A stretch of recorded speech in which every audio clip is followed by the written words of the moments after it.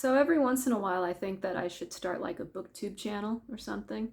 But then I realize it would just be me talking about things I don't like about other people's books, and I feel like that would just be very limiting for my author career. I have a habit of reading books more as an editor than I do as a reader, so it just turns into me just kind of being all like, oh, I don't like this part of the book, I don't like this part of the book, I don't like how you did these characters. So you know, like that food critic in Ratatouille who's really skinny because he doesn't swallow food that tastes bad? I kind of have that same problem except with books. I actually don't read that much through the year, or at least I don't read a lot of fiction through the year. When I look at all my like Goodreads books from like 5 years ago, it's all middle school grade fiction and fun stuff like that. But like last year, all I read was really like gothic novels and classic books and textbooks, and that's basically about it. I just did my to be read list for this year, and it looks like I'm just going to be as pretentious as humanly possible. I actually found this website. It's called thestorygraph.com, and it's kind of like an alternate of Goodreads. Now, I do have Goodreads, especially as an author, but my Goodreads is extremely messy, and instead of organizing it like I should, I thought, how about we just mess up another website? So it's a pretty simple website. It looks like you just have like the recommendations and my to-read pile, and then you can have like some statistics here. So you have your reading goal and then like contents.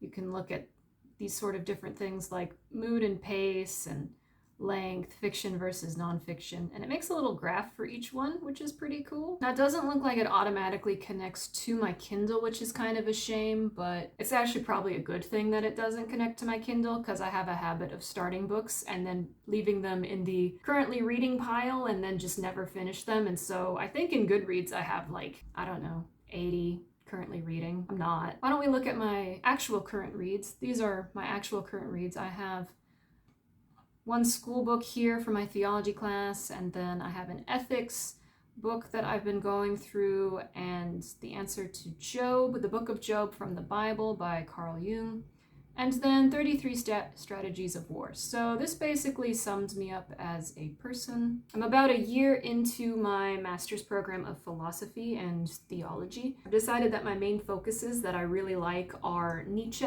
ethics, Christian apologetics, and demonology. Because when I go to a party, I want to offend everybody all at once, apparently. Oh, that reminds me, I'm actually reading a book about demonology. Spiritual Warfare Answer Book. There it is. Yeah, we can add that to the currently reading list. Definitely reading that right now. Halfway done with it too. A lot of Christians really don't like studying about spiritual warfare or demonology for that matter, but I feel like it takes up a good chunk of the New Testament. But I also have an idea for a demon romance, which I'm sure is going to make a whole lot of people in the church extremely uncomfortable. But I've also kind of decided that if I've gone through my entire writing career and I haven't offended everybody, then I'm not really a success. Why don't we take a look at my current to-read pile? So these are basically the books that I want to go through sometime this soon. Maybe not this year. I think I have like 55 or 60 or something books into my to-read list, but I'll probably only read like 5 throughout the entire year. I want to get through this Twilight of the Idols and the Antichrist. Usually what I do with Nietzsche is I will take a journal and I will read one of Nietzsche's essays or snippets or something like that. And then I will write a counter argument to his writings. Then I have Almond, kind of one of those books that you feel like a really cool person for having it on your reading list, but I'm not even sure if I'll even get around to it. Frankenstein, gotta have some of my gothic stuff, my anti-postmodernism books, Brief History of the Soul, and a philosophy book. This is actually one of my philosophy class books that I never finished. And public speaking, trying to get better at that, hence these videos. Descartes' Bones. I actually read the first chapter of this. It was really, really interesting, so I'd like to finish it, but it's definitely challenging and slow paced, as the red tags here explain. Kafka on the Shore, some more Jung. Now, I have been reading Answer to Job by Jung, and I've actually been writing more counter arguments to that book than I am to Nietzsche, which is impressive, because I'm actually also going through the book of Job and reading commentary at the same time. But there's a couple of parts in the commentary that I want to argue with, so I don't know if that means that I'm like a really good student or if I'm just a jerk. Flowers for Algernon, 1984, a couple classics here. I Am a Cat. I don't know, this just sounds like an interesting book. Confessions of a Yakuza. Of course, I have to have some gang-related books here. Some more Nietzsche. I'd actually like to start doing some short stories this year because I think with my philosophy program and theology and trying to do more videos and editing a lot of books that I've written from last year and the year before, this year is just like all editing, so I don't really want to commit to any ridiculous books. So I think short stories are going to be the way to go on 2022. So if you have any recommendations for short stories, let me know. Actually, my favorite short story is The Most Dangerous Game. It's about a hunter that gets trapped on an island, and on this island there's like this eccentric billionaire or whoever who gets bored of hunting animals, and so he starts to hunt people, and so the hunter becomes the prey, and it's a fun little adventure story, so I highly recommend it. It's not really violent or anything, just suspenseful. Boundaries for Leaders, always trying to become a better leader, so also Christian ethics as well. Book about the soul. This is actually by my professor from last semester. Walter Kaufmann, he's an expert on Nietzsche, so I'm trying to read some of his books. Debating, trying to get a little bit better at debating. More postmodernism stuff, literature, some teaching stuff, origins and history of human consciousness. I don't know, I don't feel like I'll get through very many of these books, but it's nice just to kind of have them in a list that I can go through. Oh, there's one fiction. I want to read the Mulan. I really like Grace Lin. Grace Lin wrote Where the Mountain Meets the Moon, and I highly recommend that book. It's a really great book. Yeah, just some systematic theology, some other classics, and of course more gang-related stuff. Oh, and then I picked this book, The Golden Mean, a novel of Aristotle and Alexander. And I was really just laughing, and I added it because I'm like, this is basically like historical fan fiction. And the idea was so entertaining that I just added it to my list anyways. I could show you what I read last year, but I'm not going to do that because I feel like I'm going to get myself in some sort of trouble. Actually, what did I read last year? I read my own book twice, mainly because I published it last year, which is really weird to think about because it's been, it feels like such a long time ago. But it's almost the 1-year anniversary of the rebellion, which means it's almost the 2-year anniversary of the Five Princes. Honestly, I don't really know what I should say about being an author for the past 2 years.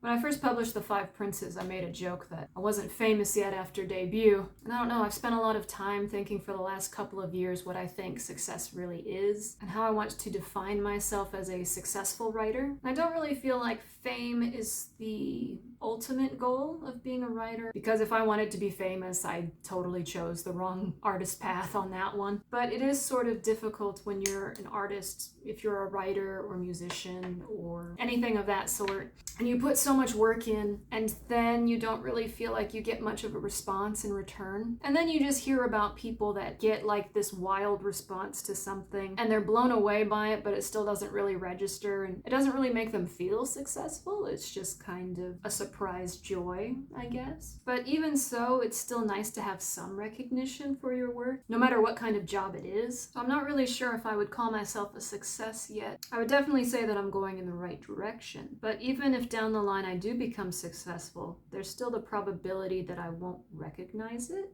So I'm not really completely sure. So it's still something I'm kind of going back and forth on. Really, I'm just happy when people enjoy my books. And I like getting messages from those people. And I like that I'm in a place where I can create whatever kind of books that I want, because I don't work for any sort of traditional company that will tell me how to do my art in order to make a sale. I can just do my books the way that I want to. So most of the time I feel like that's successful enough. Although at the same time, I feel like since I work almost 12 hours a day between my actual job and my writing and being a master's degree student, I feel like I don't need a Louis Vuitton bag, but if I wanted one, I should be able to go to the department store and go buy one. And that's sort of the bitter side of my artistry.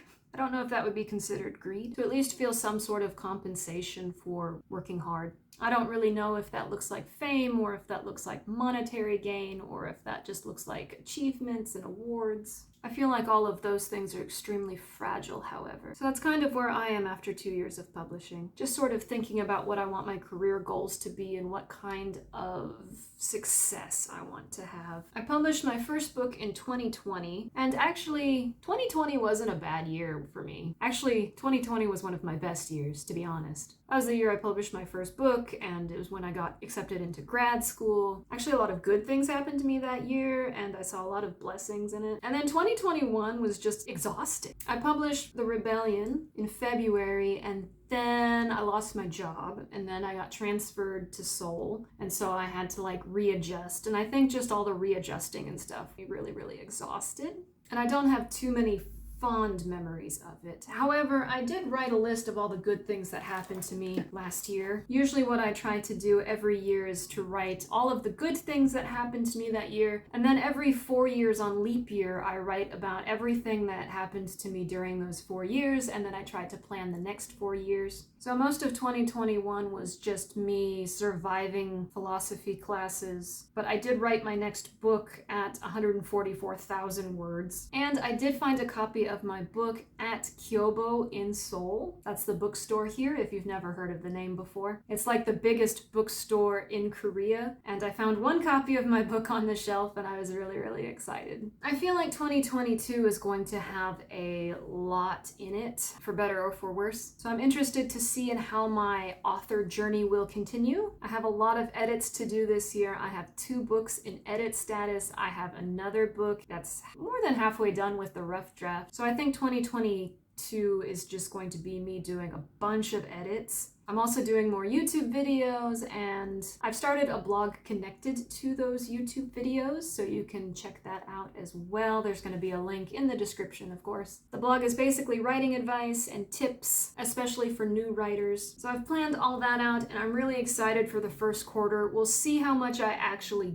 do. I have this massive habit of thinking that I have unlimited energy and then making schedules that I can't keep because I keep forgetting that I'm one person. But I think 2022 will be a good trajectory up. That's my hope. I could be completely wrong, and sometimes that's just the way it goes, but I am super happy that I get to write stories, especially stories that I really enjoy, and I'm happy that you guys really enjoy them as well. Thank you for all of your messages for the last couple of years. They've really been keeping me going, and I'm really, really excited about the books that are coming. So I'm gonna try and get those done as quickly as possible. We'll see how fast that actually is. So tell me what your goal for 2022 is, and tell me what your massively wild goal is in life. People with big dreams just get me all kinds of excited. I hope you enjoyed my chaotic vlog. I'll see you tigers later.